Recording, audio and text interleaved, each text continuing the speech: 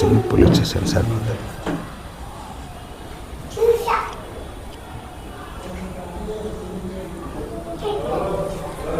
కొంచెం సీనాటలు. కాంతాయ కళ్యాణాం నిధయే నిధేత్తినాం శ్రీ వెంకట నివాసాయ శ్రీనివాసాయ మంగళం.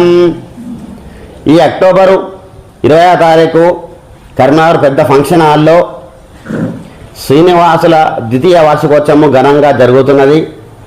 శ్రీ ఊటుకూరు శ్రీనివాసరెడ్డి ఆధ్వర్యంలో జైత్యాల నుండి రైతుల శ్రీనివాసన్న, గదుల శ్రీనివాసన్న, మిగతా అందరి శ్రీనివాస ఆధ్వర్యం జరుగుతున్నది.